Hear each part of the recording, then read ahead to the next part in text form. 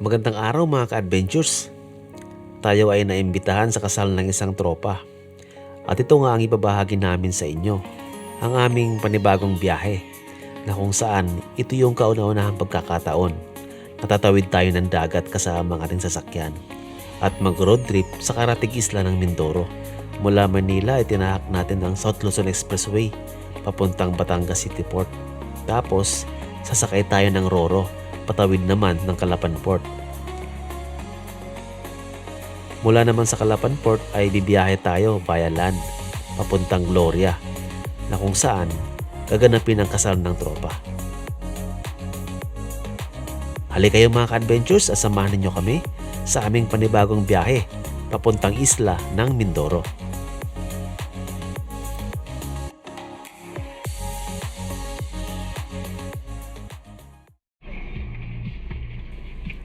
Magandang umaga mga ka-adventures. Andito na kami sa port ng Batangas. So nakapila kami dito sa toll gate papasok sa loob ng port. Umalis kami ng Manila mga 7:30 ng umaga at dito na kami ng 9:30. So 10:30 pa naman yung aming biyahe patungong Calapan, but kailangan natin maaga para hindi tayo magahol sa oras. So mamaya sasakay kami ng Roro kasama yung sasakyan natin at bibiyahe tayo around 2 hours going to Calapan. Ayan mga ka-adventures, ilo-load na natin ang ating sasakyan sa Roro dito sa Fast Cut. So, kasama sa manifest yung ating sasakyan bago ibiyahe.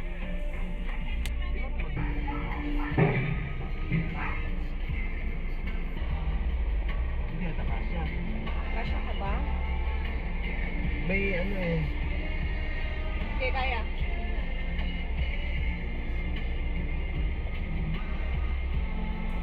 Pagka load ng sasakyan ay hinaharness naman nila para hindi gumalaw-galaw sa biyahe.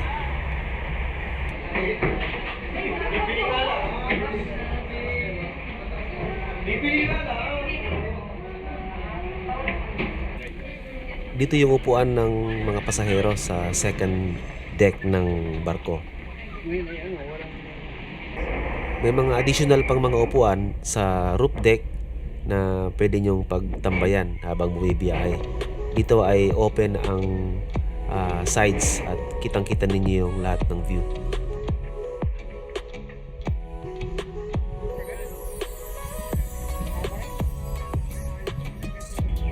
Ayan mga ka-adventures, paalis na ang barko dito sa Batangas Port at mga 2 hours ay nasa Port of Calapan na tayo.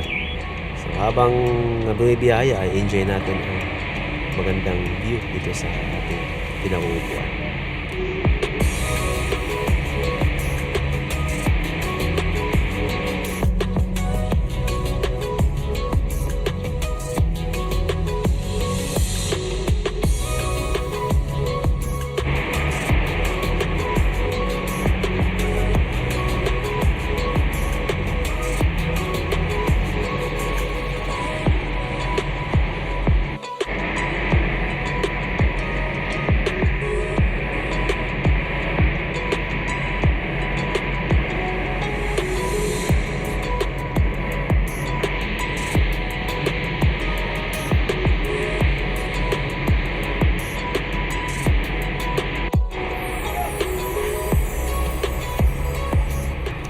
Hello mga ka-adventures, andito na kami sa port ng Calapan. So mula naman dito ay bibiyahe na tayo papuntang Gloria sa ating destination.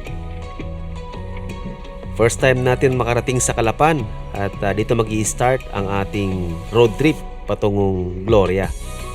Pero syempre, dadaan tayo sa mga restaurants na pwede nating makainan along the way. So ayan mga ka-adventures, let's go!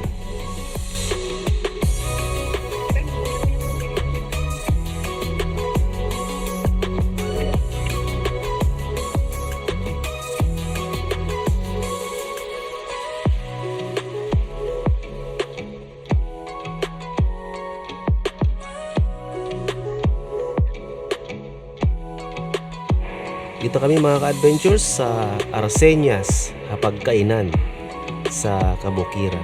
So dito tayo kakain ng lunch natin bago tayo mag-proceed sa ating destination.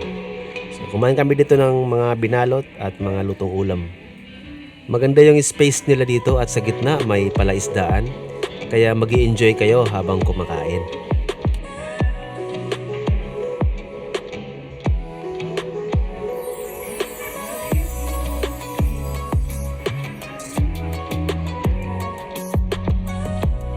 Ayan mga ka-adventures, after natin kumain ng lunch, proceed na tayo sa ating destination. Pero mag-side trip muna tayo sa Pinamalayan, sa El Dionisio Resort. So doon tayo magpapalipas ng gabi kasi bukas pa naman yung event na pupuntahan natin.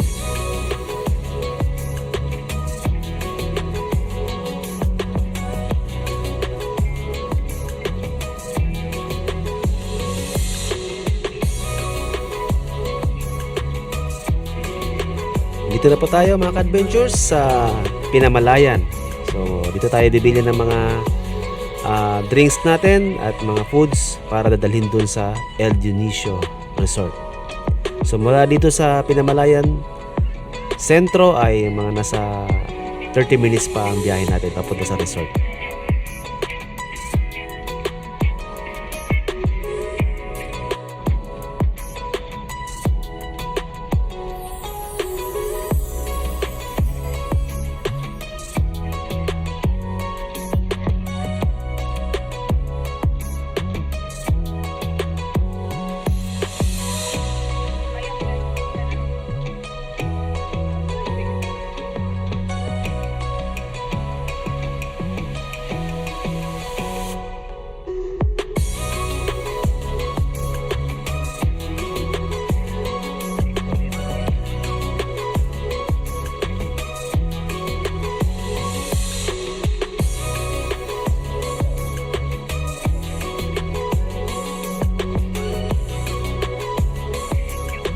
Dito na kami mga ka-adventures sa El Dionisio sa Pinamalayan, Oriental, Mindoro.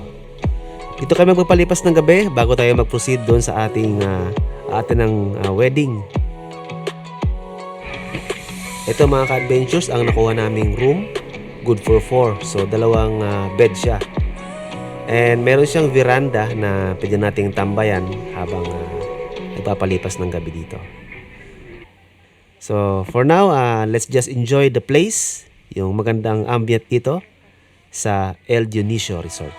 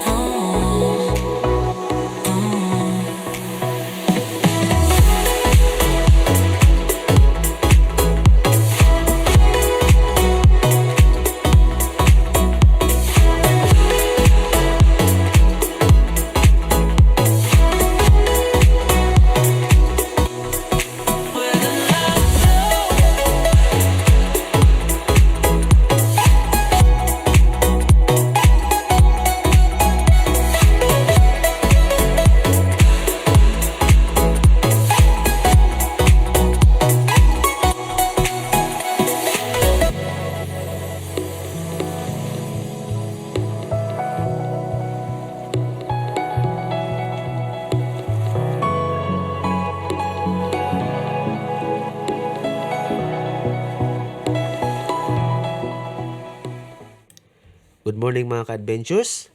Nandito na po kami sa Gloria, sa isang simbahan na kung saan ikakasal yung isang tropa natin.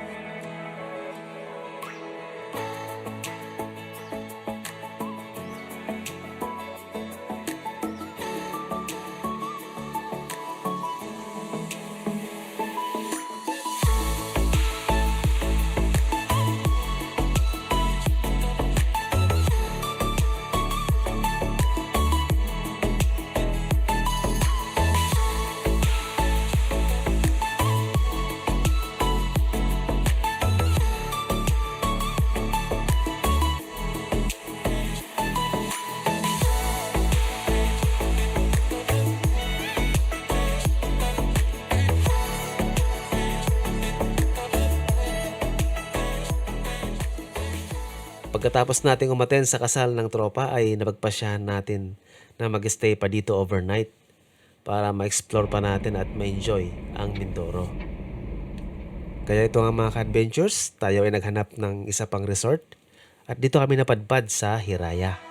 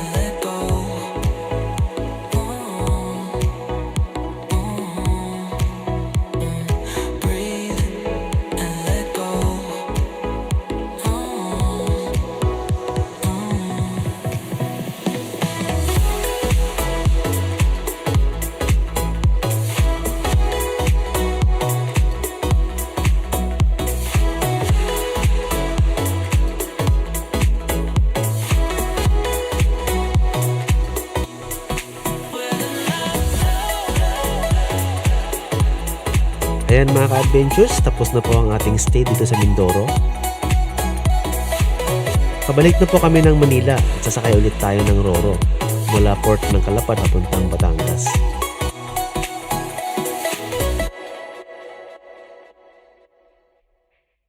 Maraming salamat mga ka-adventures sa panonood ng aming road trip dito sa Mindoro. Hanggang sa muli at abangan ninyo ang next naming mga video at sama-sama nating libutin ang ganda ng Pilipinas.